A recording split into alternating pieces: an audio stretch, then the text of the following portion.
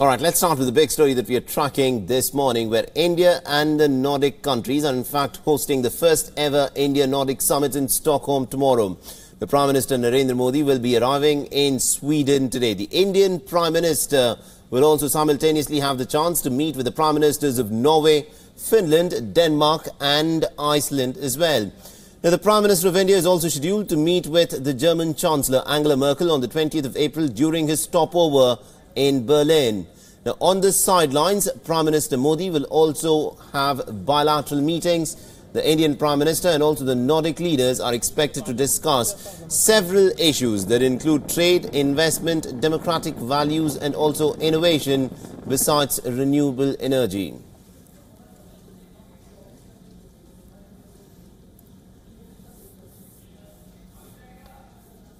And also WION's correspondent Siddhant, who is presently in Stockholm and is tracking all the developments for us. We spoke to him a little while back, where we asked him as to what was the importance of the India-Nordic summit.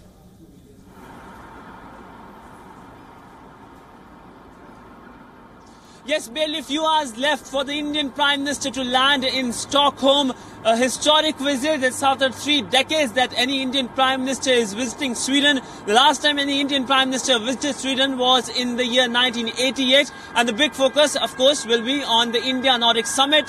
Remember, this is only in the second time in history that such a summit is happening with Nordic countries and a particular country. This time around, it's India. The first time it happened was with the US President Barack Obama under his tenure, his leadership.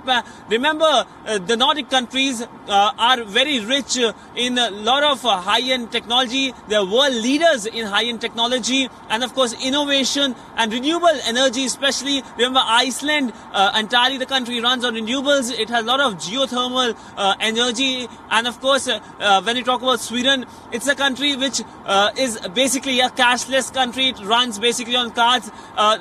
Cash is only 1% of the entire engagement which happens here. So clearly a lot of things which can help India, because India has a lot of flagship programs such as Clean Ganga, such as Swachh Bharat, such as smart cities. Smart transport is something very common here. So clearly it's a win-win for India and the Nordic countries. And the idea is to promote this idea of pan-Nordic region. That is why this entire summit is important for India. And of course, it's thinking out of the box for the Indian policymakers also, because it's like engaging with the new bloc, and it's for the first time India is engaging with countries in Europe, not through the European Union, but through a different format. And this, of course, is the India-Nordic summit, which is going to take place on Tuesday. All right, and we also earlier spoke with Siddhant, where we asked him about the significance of the ties between India and the Nordic nations, which includes Sweden, Denmark and a couple of other nations there. Let's listen in to what he had to say.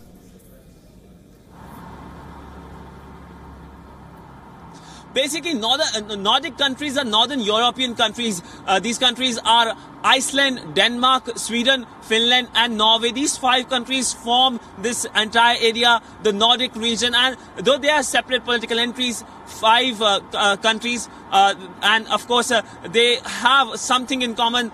This is the culture, the language which is spoken here, and historically also a lot of similarities. They were a part of a union, the Kalmar Union, in 1300s. So clearly a lot of things in common, and India is trying to engage with the entire region, not only with one country. So India is seeing this idea of pan-Nordic region, as I already mentioned you. So clearly very important for India and the Nordic region itself. And let me tell you, if the entire region was a single unit, single political unit, it would have been the 12th largest country in terms of GDP, the 7th largest in terms of the geographical area, the 7th largest country. And though it has a very small population, 26 million, the entire region is sparsely populated, but of course it's playing its vital role, especially when it comes to high-end technology, innovation, things which can help India in a major way. All right, now besides the Nordic summit, Indian Prime Minister Narendra Modi will also be hosting several bilateral meets on the sidelines of the summit. And we earlier spoke with Siddhant, where we asked him as to what was to be expected of the bilaterals which Prime Minister Modi was to have at the summit. Bilaterals are also expected. The most important, of course, will be with Sweden's Prime Minister. Remember, India and Sweden has been having political engagements at various levels. The Indian Prime Minister met the Prime Minister of Sweden at the UNGA in 2015, and of course the Make in India week was celebrated in Mumbai.